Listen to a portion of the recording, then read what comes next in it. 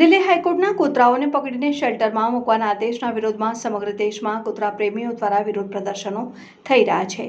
આ વિરોધની અસર ગુજરાતના ડીસામાં પણ જોવા મળી હતી। આજે ડીસાના યુવાનોએ આ માનવીય મુદ્દે પોતાનો અવાજ બુલંદ કર્યો હતો અને વિરોધ પ્રદર્શન યોજ્યું હતું। દિલ્હી હાઈકોર્ટ દ્વારા કૂતરાઓને પકડીને શેલ્ટર હોમમાં મૂકવાના આદેશને પગલે દેશભરમાં પ્રાણી પ્રેમીઓ દ્વારા વિરોધ કરવામાં આવી રહ્યો છે। આ આદેશના વિરોધમાં આજે ડીસાના યુવાનોએ પણ એક અનોખું વિરોધ પ્રદર્શન યોજીને પોતાનો અવાજ ઉઠાવ્યો હતો।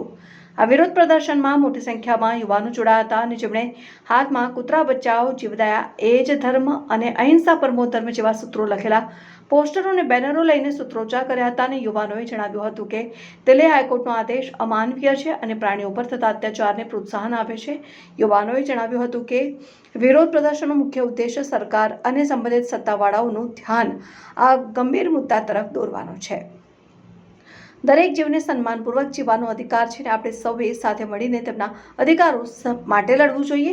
આંદોલનમાં જોડાયેલા યુવાનોએ મીડિયા સાથે વાતચીત કરતા જણાવ્યું હતું કે તેઓ આ મુદ્દે સમાજમાં જાગૃતિ લાવવા માટે સોશિયલ મીડિયાનો પણ ઉપયોગ કરશે।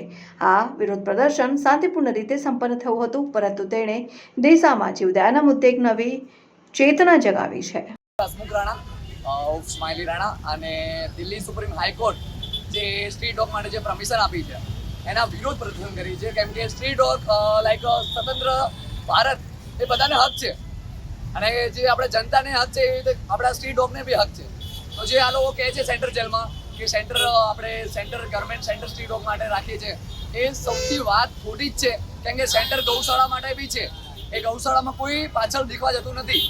એટલે સ્ટ્રીટ ડોગ માટે હું એમ કહું છું કે તમારે પરમિશન લેવી હતી 6 મહિના પહેલા, તો પહેલા કેવું હતું એટલે દિલ્હી ગવર્મેન્ટ સેમોન્યુ તમને થોડી શરમ આવવી જોઈએ, તમારે થોડો માણસાઈમાં આવવું જોઈએ કે તમે હવે માણસોને છોડીને જાનવરથી તમારો પ્રોબ્લેમ છે। એટલે ખાસ કરીને મારે દિલ્હી ગવર્મેન્ટને કહેવું છે કે પ્લીઝ તમે આ વસ્તુ નિયમને બદલો। ખાસ કરીને કેમ કે બધા માટે આઝાદી છે, આ માસૂમો બોલતા નથી એના માટે કંઈ તમે એને લોકોને સેન્ટર તરીકે રાખવા માંગો છો।